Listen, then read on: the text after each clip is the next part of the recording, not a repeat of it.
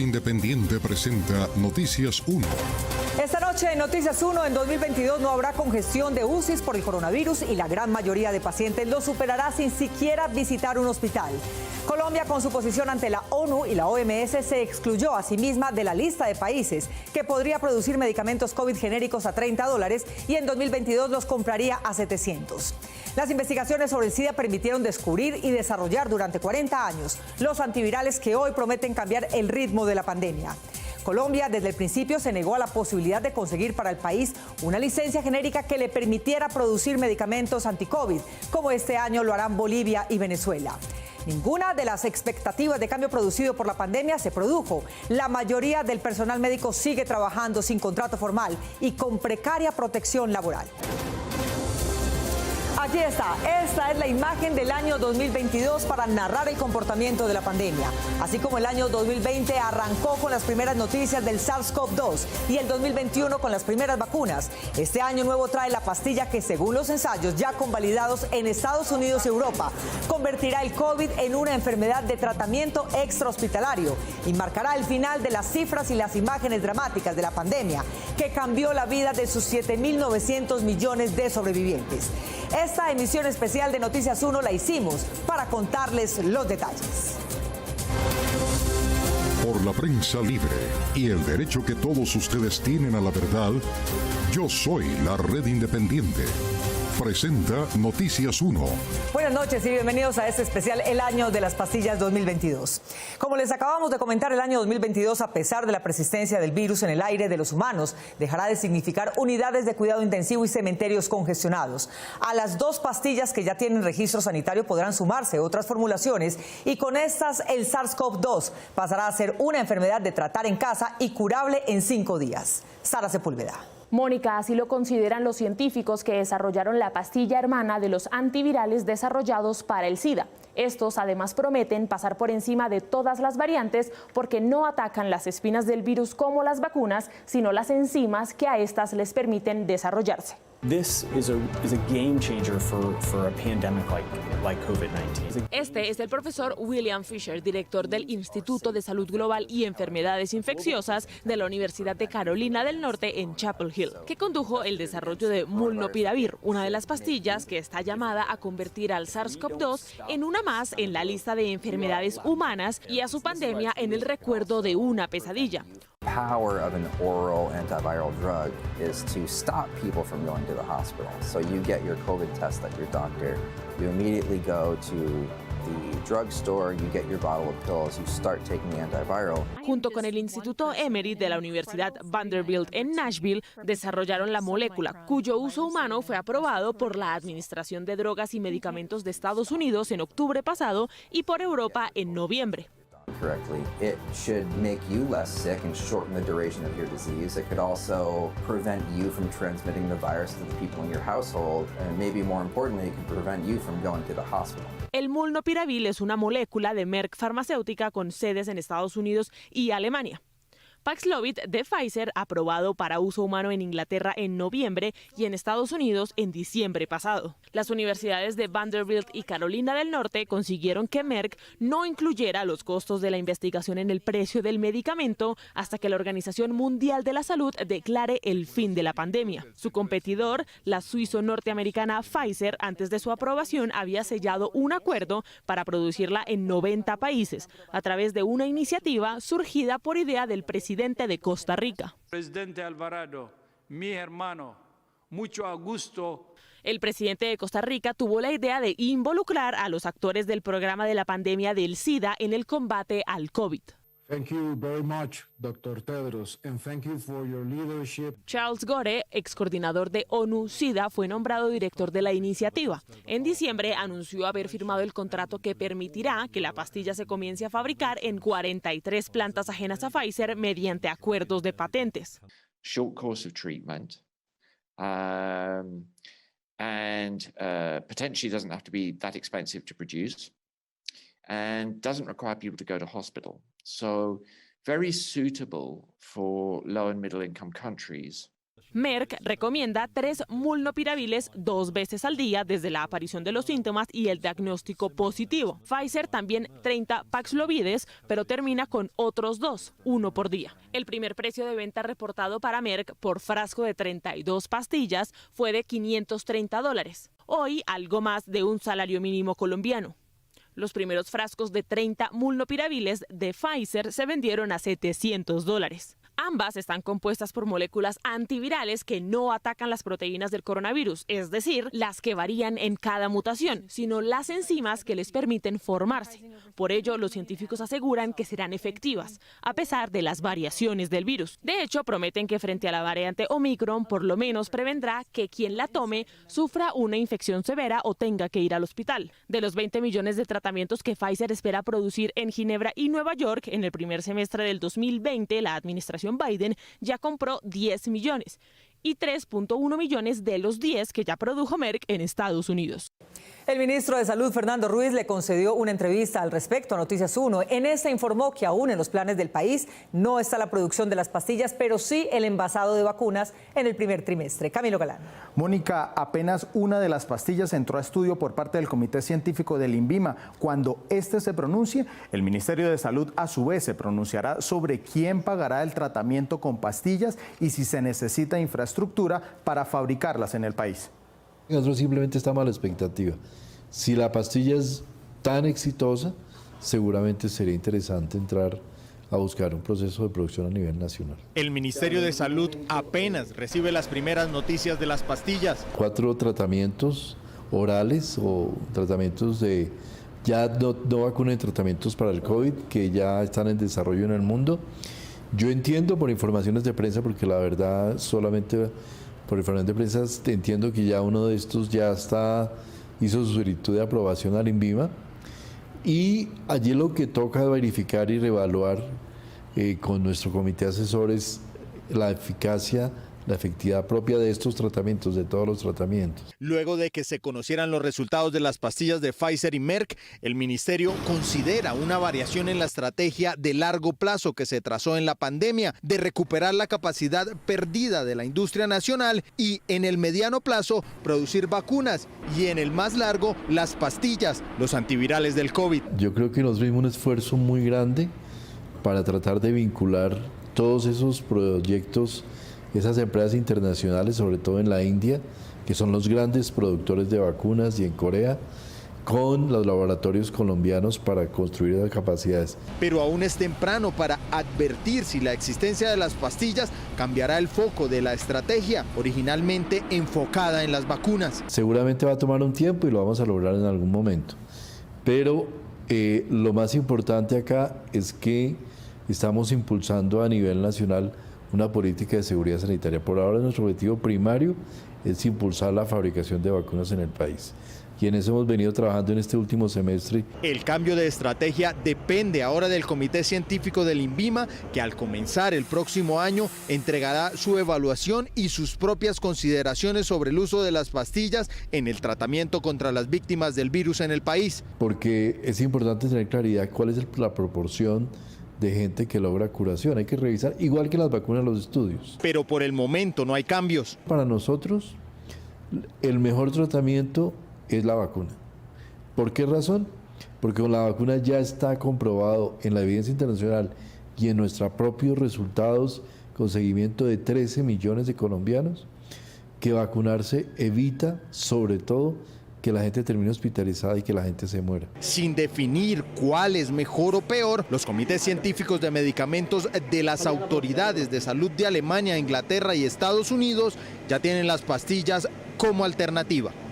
Este es el SARS-CoV-2 que ha determinado la vida de la humanidad durante los últimos 2 años, según el modelo gráfico que acaba de completar la Universidad de San Diego. Su expansión en microgotas, como esta del modelo de la cepa Delta, fue la que determinó el encierro de 20 meses. Y por supuesto, estas son sus peligrosas espinas, cuyas enzimas mutan y generan las variantes más peligrosas. La buena noticia es que la droga antiviral promete pasar sobre todas las cepas, pues ataca a las proteínas que les permiten formarse. enfermarse. Una herencia de 40 años de investigación en África. Molnupiravir es el primer antiviral oral para el coronavirus. Se tomaría 2 veces al día por parte de pacientes que han dado positivo para COVID-19 y que presentan al menos un factor de riesgo para desarrollar enfermedad grave. Se trata del primer medicamento oral respaldado por los comités evaluadores de autoridades internacionales como la Agencia Europea de Medicamentos y la Agencia Federal de Administración de Alimentos y Medicamentos en Estados Unidos. El INVIMA ya tiene la solicitud de la farmacéutica para el uso de emergencia de la pastilla en Colombia. Desde el comienzo de la pandemia, Merck ha desarrollado un extenso programa de estudios para entender el perfil clínico del antiviral y avalar la solicitud de emergencia de este tratamiento. Colombia es uno de los principales países en el mundo que hacen parte de este importante desarrollo. Los primeros resultados anunciados por la farmacéutica reflejan una disminución de entre un 30 y un 50% en el riesgo de ser hospitalizado o de morir a causa de coronavirus. Contrario a las vacunas, que siguen siendo la mejor opción, el medicamento se administra cuando ya se está infectado. De ser aprobadas, las píldoras estarían destinadas solo para adultos en situación de riesgo de enfermedad grave. Menores de edad y mujeres embarazadas aún no podrían recibirlo. Estas pastillas podrían ser el primer tratamiento oral contra el COVID-19 más sencillo de usar y uno de los primeros pensados para casos leves de la enfermedad, los que no requieren en principio hospitalización. Podrá así tomarse en casa o fuera del hospital antes que la enfermedad evolucione a un estado más grave. Médicos Sin Fronteras dijo que el nuevo fármaco puede ser un avance especialmente en países en desarrollo donde la vacunación aún es baja, pero pidió para ello que Merck y otras firmas se aseguren de que este tipo de tratamiento esté disponible a un precio asequible en todo el mundo. Merck calculó que el tratamiento de 5 días con molnupiravir a precios de mercado puede costar unos $700, es decir, cerca de 2.800.000 pesos colombianos, aunque si se desarrollara con genéricos alternativos, que por ejemplo ya se fabrican en India, podría bajar a $20, es decir, 80.000 pesos colombianos. Colombia ya había tenido relación con esta pastilla, pues en 2020 hizo parte de los países en los que se desarrollaron los estudios de tercera fase de molnupiravir. En el país participaron clínicas de Bogotá, Medellín, Cali, Valle del Cauca, Montería y Bucaramanga.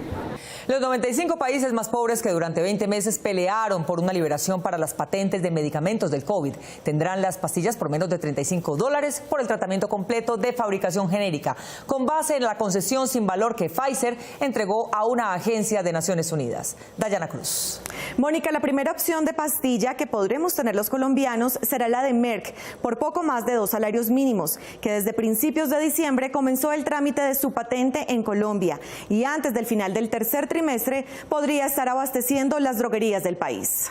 Los 194 países miembros de la Organización Mundial de la Salud se reunieron el pasado mes de diciembre con el fin de realizar un plan de acción para enfrentar pandemias futuras. Acordaron establecer un mecanismo a través del cual se pueda negociar un borrador de un acuerdo global y otros instrumentos internacionales para garantizar que nos preparamos para una pandemia próxima y que tengamos una respuesta suficientemente rápida y articulada. Según la profesora y farmacoepidemióloga Claudia Vaca, de acuerdo a lo acordado en la Asamblea, Colombia presenta varios retos en materia de salud para garantizar la igualdad y acceso a la atención, sobre todo en las zonas más apartadas del país. Lo cierto es que desnudó también, puso de relevancia las profundas inequidades internas, en especial en la capacidad de respuesta y en la infraestructura de las zonas rurales dispersas.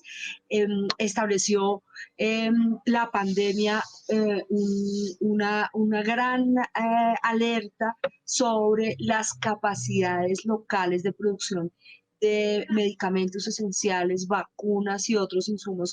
Para Vaca, a pesar de que Colombia representa a la región en el Consejo Directivo de la OMS, al país le ha faltado ejercer un mejor liderazgo.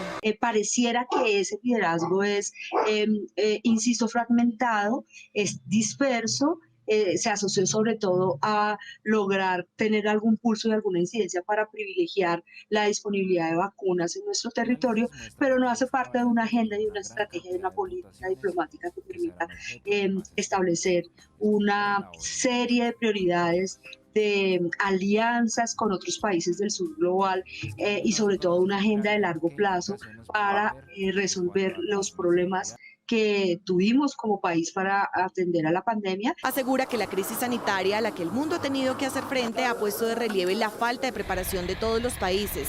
ante una situación de estas características, así como las desigualdades existentes entre las diferentes naciones.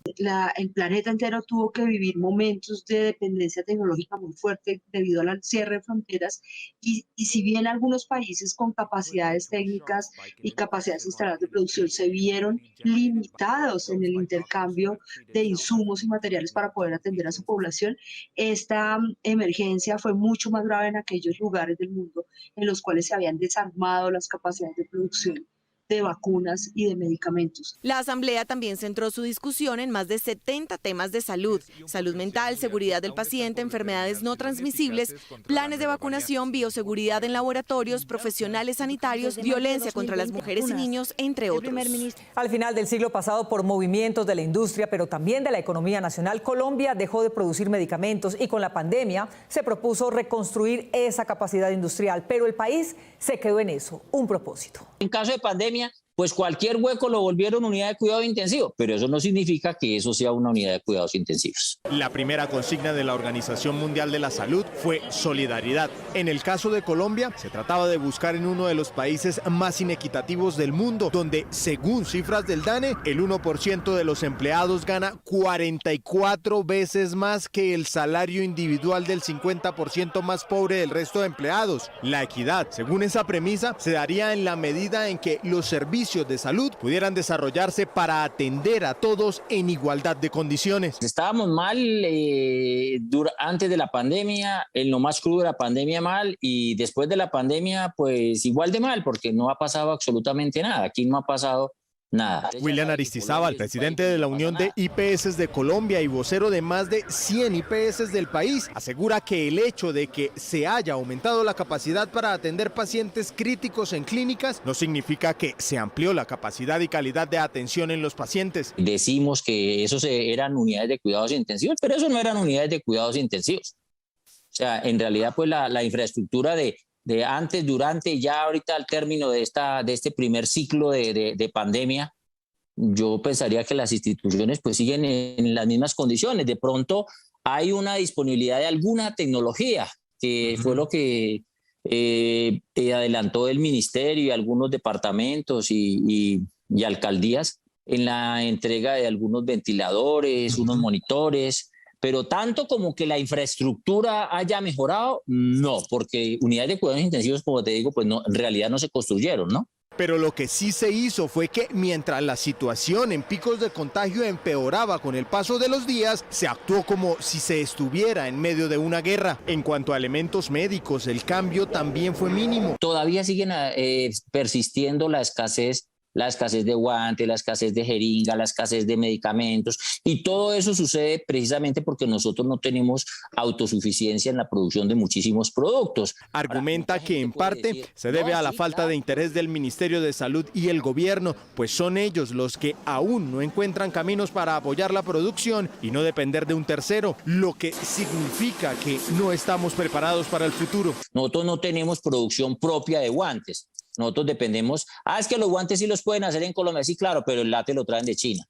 Y si no hay látex, pues no se pueden hacer guantes. Hay que los tapabocas, sí, pero si no traen la tela, no los podemos hacer. Entonces, tenemos que repensar y reconvertir la capacidad productiva del país para poder resolver esas necesidades. Y que lo que en cambio sí ayudó a salvar vidas en medio de la falta de materia prima y profesional fue la tecnología, porque a pesar de que ya existían las herramientas, la necesidad los llevó a usarlas. Un solo profesional puede darle soporte a diferentes instituciones en diferentes momentos. O sea, eso todavía sigue siendo un proceso de aprendizaje, pero sí avanzamos sustancialmente, yo diría que más de 20 años comparativamente a lo que estábamos, porque eran temas que los teníamos totalmente olvidados. O sea, eso es uno de los puntos positivos de la pandemia. Y también las enseñanzas y los aprendizajes para quienes han enfrentado esta emergencia desde la primera línea, sin importar las consecuencias. Las buenas personas se conocen en los momentos más difíciles. Y creo que el país lo vio. La solidaridad y la voluntad que tejió el cuerpo médico durante 2 años es el mecanismo más fuerte que tenemos en caso de enfrentar una nueva emergencia. El último estertor de pánico en la pandemia ha sido la de la cepa Omicron, descubierta y aislada en Sudáfrica. Aún sin que se conociera su primera víctima, el mundo aisló a ese país, demostrando no solamente la desinformación que acompañó toda esa pandemia, sino también frente a África el miedo y la culpa por el racismo con el que trató la pandemia anterior. No es tan letal como lo es la cepa Delta. A finales de noviembre del año pasado se desató un pánico mundial por una nueva variante de COVID que la Organización Mundial de la Salud llamó Omicron. Con ella vino una oleada de miedo, rumores y racismo. De inmediato la OMS la catalogó como preocupante, sin realmente saber por qué el mundo debía preocuparse por esta nueva variante que se sumaba a las demás. Esto disparó las alarmas y la Asociación Médica de Sudáfrica, donde Omicron fue detectada por primera vez, dijo que el pánico era innecesario. Lo que estamos viendo ahora en Sudáfrica, y recuerden que estoy en el epicentro, es extremadamente leve. No hemos hospitalizado a nadie aún. Hemos hablado con otros colegas y el panorama es el mismo. Sin embargo, las primeras palabras que se dijeron sobre la nueva variante generaron una crisis. El precio del petróleo cayó, las bolsas también, y varios países comenzaron a cerrar sus fronteras. Pese a la poca información disponible y al bajo número de casos confirmados, distintos países como Reino Unido, Australia, la Unión Europea y Estados Unidos anunciaron restricciones de viaje para los países del sur de África. El gobierno sudafricano lamentó el cierre de fronteras a sus ciudadanos y viajeros y consideró que se trataba de un hecho de castigo y discriminación hacia ese país y que el sur del continente estaba en una especie de cuarentena obligada por Europa. Estas prohibiciones de viaje castigan a Sudáfrica por su capacidad avanzada en secuenciación de genomas y en detectar más rápidamente las nuevas variantes. La excelencia científica debería ser aplaudida y no castigada. La ministra de Asuntos Exteriores sudafricana, Naledi Pandor, manifestó que respetaban las restricciones, pero que se trataba de un prejuicio para su país. Nuestra preocupación inmediata es el daño que están causando estas restricciones a familias y a la industria del turismo. El hecho de que Omicron fuera detectada por especialistas sudafricanos generó una discriminación inmediata. Los vuelos del sur de África a Occidente fueron detenidos, a pesar de que se detectaron casos de Omicron en Europa antes que en África. El Instituto Nacional de Salud Pública de Inglaterra confirmó que se encontró la presencia de Omicron en muestras que datan desde el 19 de noviembre. Y de acuerdo con la Organización Mundial de la Salud, su ex colonia, Sudáfrica, informó por primera vez sobre la variante el 29 de noviembre. África dio a conocer la cepa, en vez de ser premiada por ese hecho, ha sido castigada. Y el reto que tenemos en todo el mundo es que haya una equidad en la protección de la población. Desde el principio se dijo que la pandemia habría de cambiar la situación de los médicos que la enfrentaban en primera línea, sin elementos de protección y también sin protección social. Pero al final de la pandemia, la contratación de los médicos en el país sigue estando dominada por la contratación a destajo y la ausencia de prestaciones sociales. Tras casi 2 años de pandemia, el gremio médico dice que los especialistas en salud son quienes han tenido la mayor carga de esta. Durante la pandemia, los trabajadores de la salud, todos los profesionales de la salud y obviamente los médicos, hemos cargado el peso de la responsabilidad social de la pandemia. Ha sido muy difícil desde el punto de vista emocional, psicológico. Hemos visto muchísimos episodios de depresión dentro de los trabajadores de la salud. El desgaste, maltrato y cansancio es la realidad de muchos médicos que han estado presentes en la primera línea durante la lucha contra el coronavirus y dicen que el gobierno los abandonó hace rato. Ya realmente no tenemos miedo frente al coronavirus.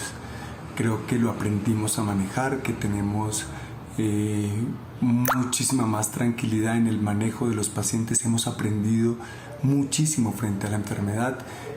Cada vez tenemos menores dificultades para la atención de pacientes leves, moderados y graves.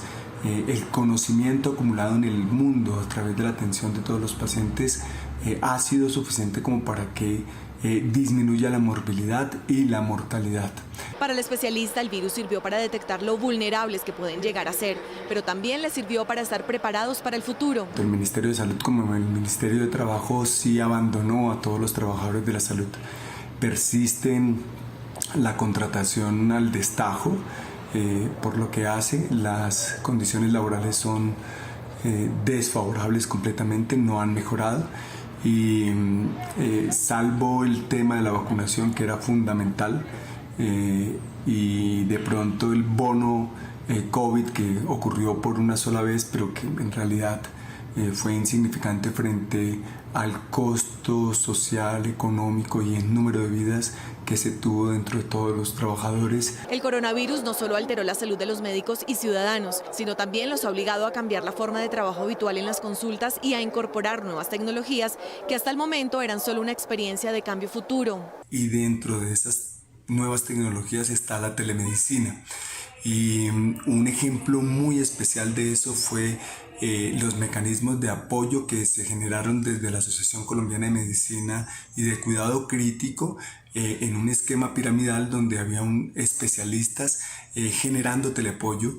La telemedicina, dice Bayona, llegó para quedarse, pero se debe asegurar que los programas que se desarrollen impliquen no solo a políticos o gerentes de instituciones de salud, sino que se escuchen también las voces de profesionales y pacientes, de forma que se garantice que esta práctica clínica sea segura y eficiente, y asegura que el desafío para este año está en ampliar la cobertura en la vacunación. Es completar el esquema de vacunación y continuar en una vigilancia epidemiológica y genómica sobre las posibles variantes que se puedan producir y si estas variantes tienen o no un riesgo frente a la inmunidad que se pueda generar con la vacunación. A los médicos ahora les queda también atender la otra pandemia, es decir, las enfermedades que dejaron de ser atendidas por el COVID y que también están cobrando vidas en el país. Unos latinoamericanos se encerraron para hacer ejercicio y otros para hacer aseo, lo que indican los indicadores. La empresa de mercadeo Boston Consulting Group hizo una encuesta para comparar los nuevos hábitos que adquirieron en la pandemia en 4 países latinoamericanos. Según sus hallazgos, donde más se aprendió sobre aseo de la casa fue en Colombia, donde más se aprendió a cocinar fue en Argentina, donde más se aprendió de acondicionamiento físico en casa fue en Chile, mientras que Perú fue el que menos aprendió de comida saludable. Esto indica que nosotros nos encerramos a hacer aseo y los argentinos a hacer asados. Esto es lo que indican los indicadores. Ya serán 4 semestres en los que los estudiantes prácticamente en el mundo comenzaron a estudiar desde sus casas. El reto ahora es regresar a clases presenciales. Tras 2 años de educación remota, las universidades del país se preparan para volver a la presencialidad total. La mayoría de estas instituciones coincide con que las herramientas digitales seguirán siendo útiles como complemento educativo indispensable, pero sin sustituir las clases con profesores y estudiantes asistiendo físicamente a las aulas. De acuerdo con análisis de datos realizados por los propios centros de educación superior en marzo de 2020, cuando empezó la pandemia, el 93% del sistema universitario era presencial, mientras que el 7% era a distancia. Ahora la realidad es completamente diferente y tanto especialistas como autoridades del sector coinciden en que el formato tradicional, es decir, en un mismo espacio físico, regresará, pero no volverá a ser igual que antes de la aparición del coronavirus. El retorno a los campus universitarios se realizará con precauciones de salud. Se exigirán los esquemas completos de vacunación como en los escenarios públicos y se conservarán las medidas de bioseguridad, entre ellas el uso obligatorio de la mascarilla, el distanciamiento y el lavado frecuente de manos. Me complace informarles que el Consejo Directivo de nuestra universidad ha dispuesto la reanudación de todas las actividades académicas y administrativas. Hemos recibido la certificación de ICONTEC por Campus Bioseguro. En el transcurso del último año hemos hecho cerca de 5.000 pruebas PCR y la positividad para COVID no ha superado el 0.7%. Acorde con el momento de evolución de la pandemia, cuando todavía circulan variantes del COVID-19, pero se cuenta con la defensa eficiente de las vacunas y con mayor conocimiento del tratamiento médico de los pacientes, las universidades retomarán sus actividades en el 2022 sin desechar las lecciones aprendidas de las nuevas formas de enseñar y aprender con herramientas presenciales incorporadas al extraordinario apoyo metodológico que significa la tecnología aplicada a la transmisión de conocimientos. Colombia tiene 67 pueblos indígenas cuyos territorios son los más apartados del país. Las comunidades indígenas pidieron una estrategia diferencial del gobierno y esta nunca llegó. Al final fueron las decisiones de sus viejos, las acciones de la Guardia Indígena y los remedios de la medicina tradicional los que evitaron una tragedia. No contamos con el cuerpo médico especializado. Pedimos al gobierno nacional que por favor nos ayudes con medicamentos esenciales para el COVID. Miente diciendo que nos está ayudando cuando en realidad ha sido muy poco el esfuerzo. Estos reclamos fueron hechos hace 16 meses por indígenas de 115 pueblos ancestrales del país que le pedían al gobierno Duque la atención, la ayuda y el apoyo institucional para enfrentar también el COVID con la medicina occidental. Pero a la fecha de hoy nada ha cambiado. Dicen que siguen en el olvido y en la indiferencia del Estado. El desprecio total al ser humano. Después que ha bajado la pandemia, su desprecio sigue siendo impecable. Remedios caseros aquí. Los líderes indígenas aseguran que solo el 10% de la ayuda del gobierno llegó a las comunidades, una ayuda que para ellos no era la respuesta contra el virus en sus territorios.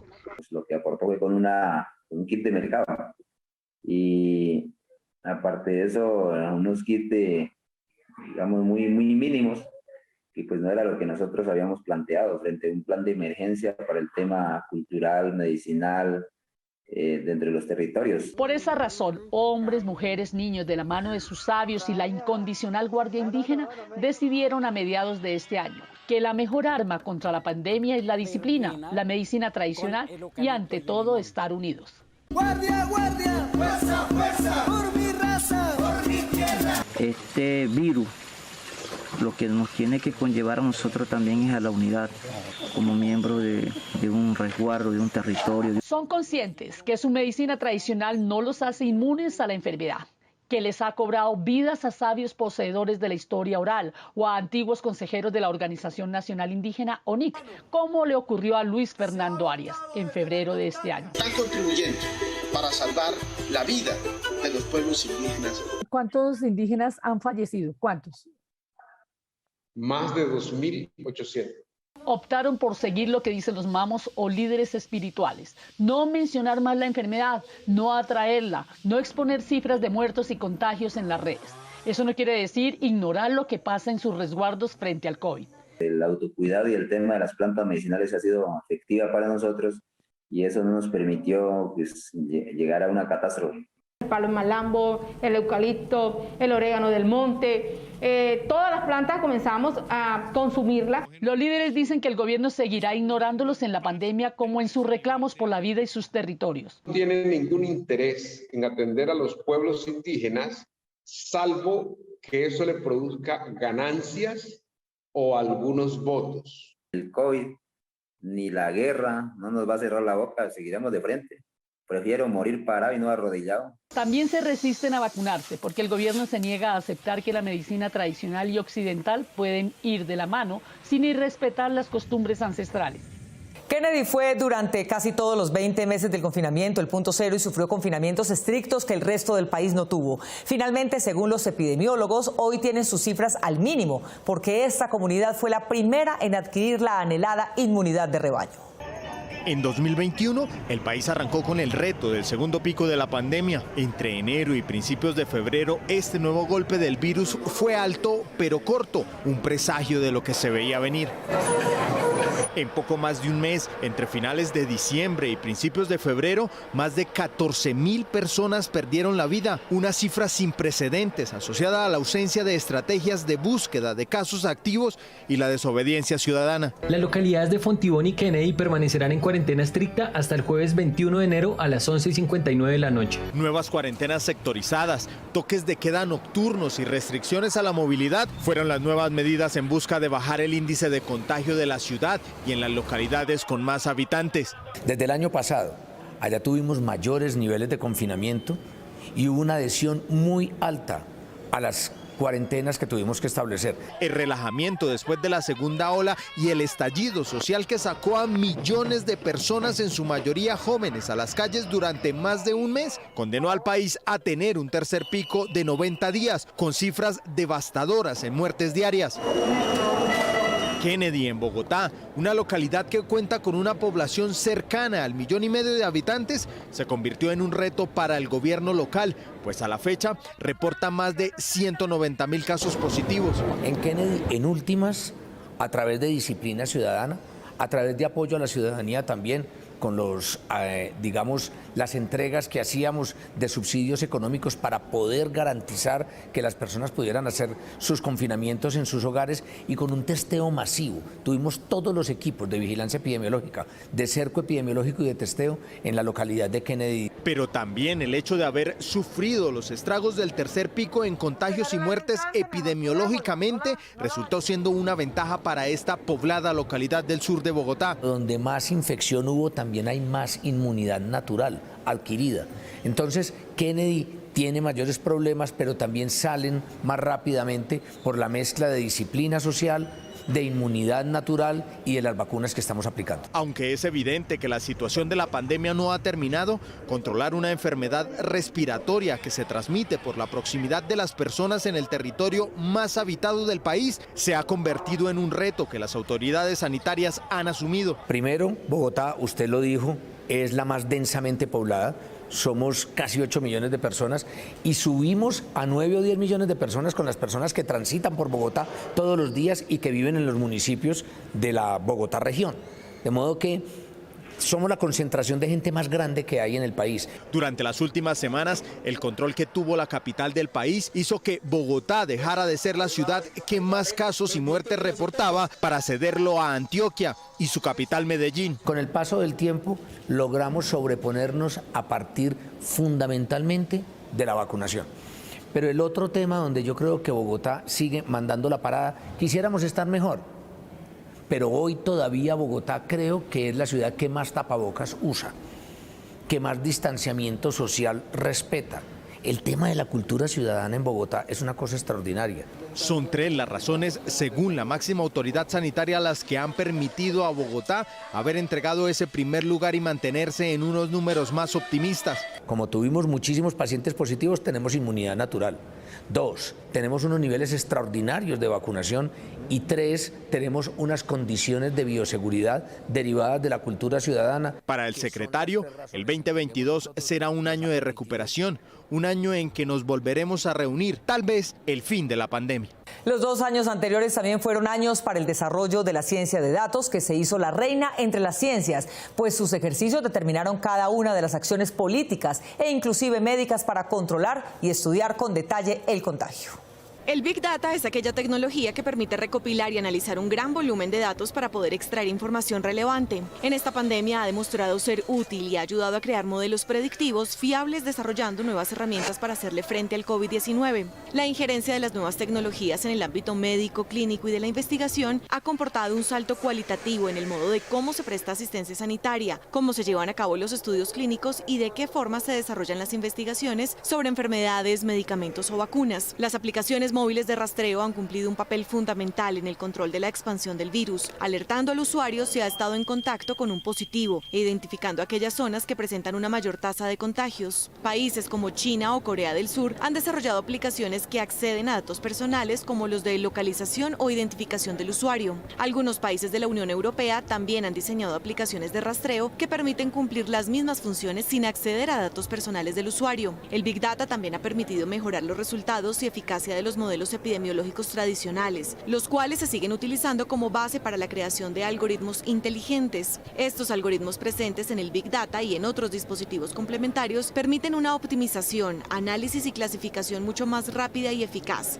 A raíz de la aparición del COVID-19 se ha disparado el número de estudios que buscan entender su comportamiento, así como encontrar una vacuna y tratamiento. Según la revista Science, desde enero de 2020 se han publicado más de 23.000 estudios científicos sobre COVID-19 y sus efectos en la salud de las personas, una cifra que va en aumento cada día. Como proyecto pionero destaca la investigación que está llevando a cabo un grupo de investigadores del Laboratorio Nacional en Estados Unidos, perteneciente al Departamento de Energía. Estos investigadores están utilizando el superordenador Summit. Es el ordenador con mayor capacidad de procesamiento de datos del mundo. Está siendo utilizado para encontrar medicamentos existentes que puedan ser útiles para combatir la infección. Asimismo, es capaz de identificar nuevos compuestos que puedan emplearse como tratamiento contra el coronavirus coronavirus. Gracias a esta capacidad de procesamiento de datos, los investigadores han podido simular hasta 8.000 compuestos en un solo día. Este dispositivo, basado en el empleo del Big Data, ofrece la posibilidad de analizar miles de variables en un tiempo reducido. De este modo, crea modelos y simulaciones para ayudar a encontrar las respuestas que la ciencia necesita. Muchos científicos, investigadores y médicos de todo el mundo están recopilando numerosa información sobre los efectos de la COVID-19, así como su comportamiento y evolución.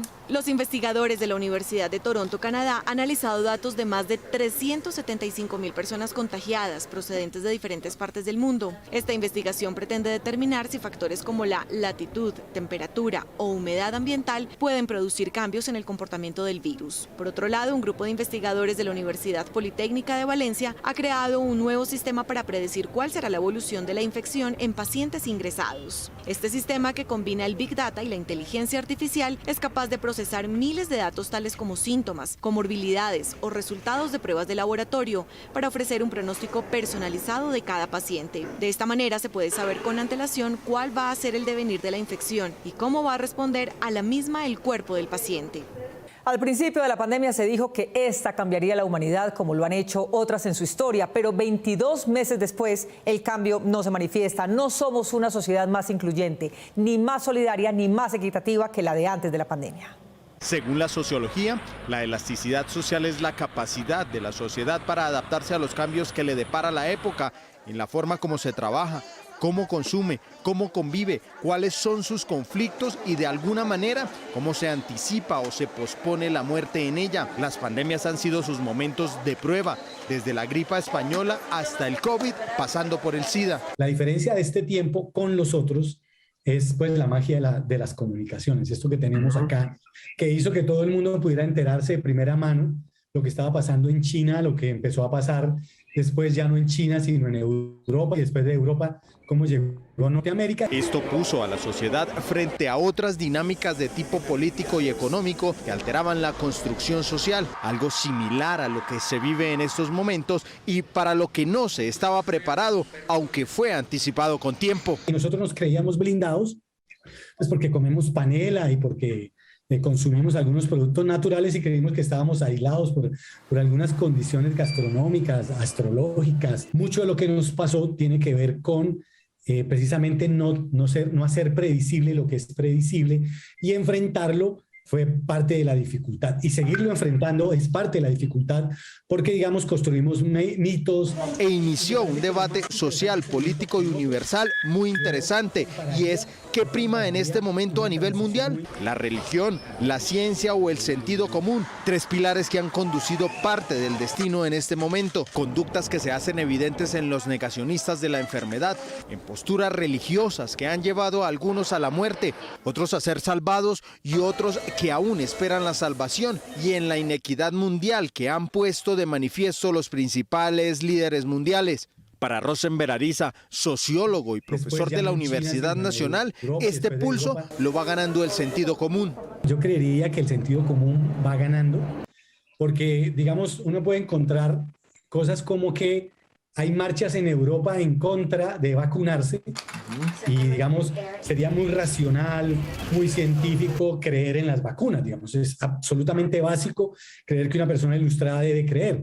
Es entender que, digamos, también se agotó esta idea de la democracia liberal, tradicional, europea y el modelo de democracia global. En cuanto a las dinámicas sociales que se han experimentado en el país, para Ariza, un caso importante es lo que ocurrió con el estrato 3 en Colombia y la lucha de clases. Esto evidenció que la clase media en realidad es una clase pobre arribista. Ver el trapo rojo izado por la clase media nos recordó cuál era la situación real de las condiciones sociales de la vida en nuestro país. Ahí hay un cambio, la conciencia que ha asumido, porque es poco el nivel de conciencia política y social que tiene la clase media. Me parece que aquí hay una lección aprendida por parte particularmente de la clase media, que vio qué pasaba. O sea, de alguna manera creo que se quitó la venda de los ojos, ¿sí? Y ahí creo que se van a dar sorpresas muy interesantes, porque esta clase media, que era una clase, digamos, despolitizada, ¿sí? Que no se apropiaba de lo que pasaba con lo público, que creía que simplemente con trabajar se resolvía todo, creo que es la que en toda esta pandemia aprendió la principal lección. Pero la emergencia sanitaria dejó al descubierto la debilidad del Estado frente a la toma de decisiones, pues es mucho más débil de lo que esta clase social creyó. Hecho que me parece que va a llevar a que se den cambios sociales en términos de la movilización social que viene, la movilización política y la propia cultura política colombiana. La sociedad colombiana aprendió lecciones, entre ellas entender qué pasa en el país estructuralmente, como con la salud, garantizar el mínimo vital y la renta básica, aspectos que quedaron en el aprendizaje colectivo. La pandemia la comenzamos con el discurso de solidaridad y apropiando el término de vulnerables para los que antes definíamos como pobres, pero ellos fueron las principales víctimas de la economía en la pandemia. Jorge Spitia y Luis Carlos Reyes en sus análisis económicos coinciden en decir que los más golpeados social y económicamente por la pandemia fueron quienes antes de ella eran ya vulnerables, pues las calles en las que derivan su sustento se cerraron desde el 25 de marzo de 2020. De inmediato, el país perdió 2.4 millones de empleos. Esto afectó en lo fundamental a las mujeres y a los jóvenes. En el caso de las mujeres, tenemos que la tasa de desempleo fue cercana al 20% y en los hombres del 13%. En el segundo año de la pandemia, el empleo se recuperó dejando un remanente aún del 11.8%. La pobreza monetaria, es decir, aquellas personas que no tienen dinero para garantizar los gastos básicos como su propia alimentación, aumentó. En el caso de los ocupados, las personas que están en pobreza monetaria asciende a cerca de 11 millones de personas. Entonces, que tienen unos niveles de ingresos bajos respecto al resto del país. Para Luis Carlos Reyes hay una explicación. La plata no alcanza y la pobreza aumenta. La mayor parte de los colombianos están viviendo con menos de un salario que se supone que apenas garantiza un nivel básico que por sí no es alto en términos de poder adquisitivo.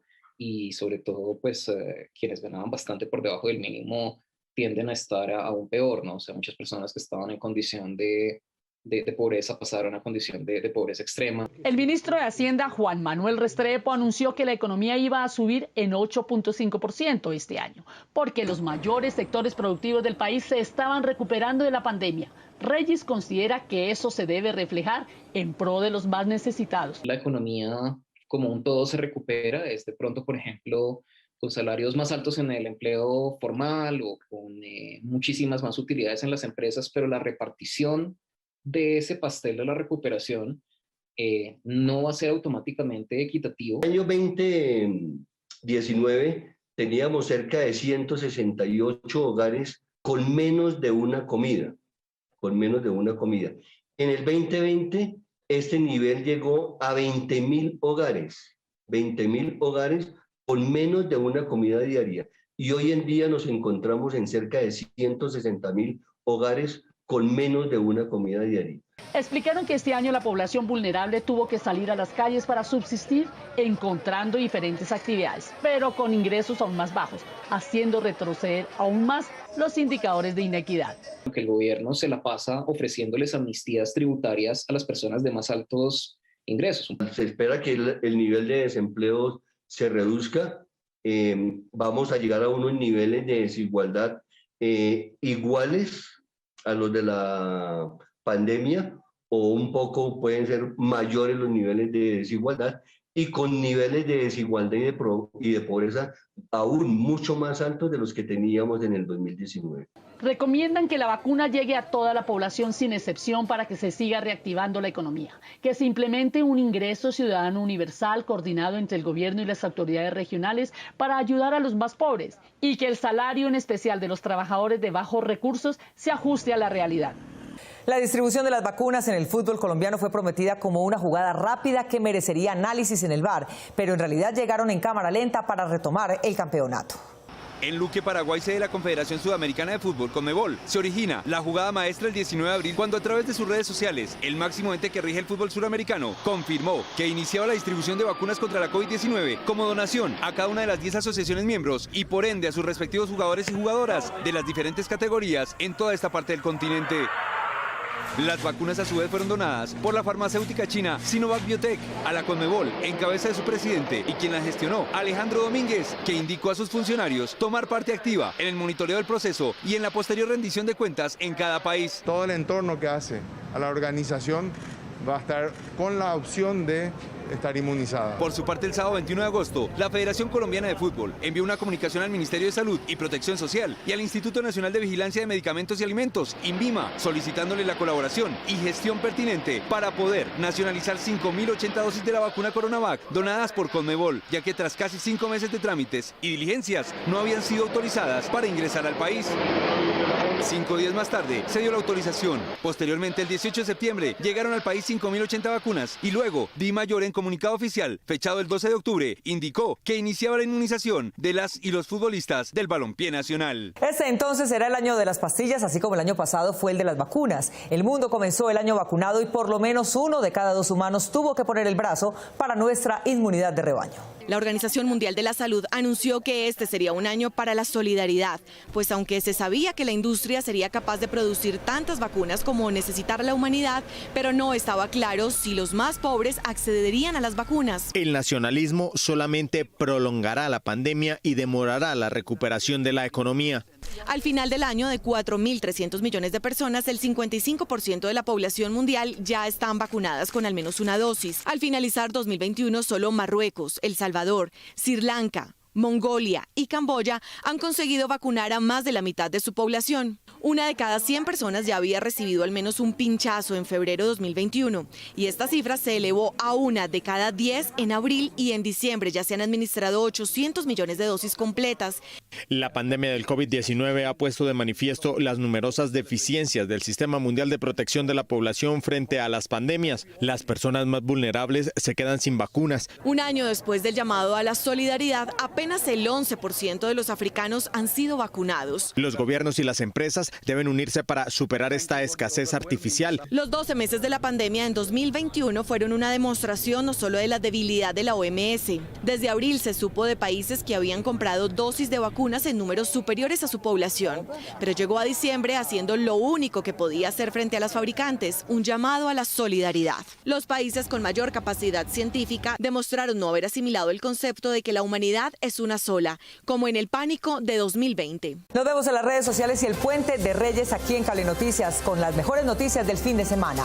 A ustedes, como siempre, gracias por elegir la independencia. Feliz noche.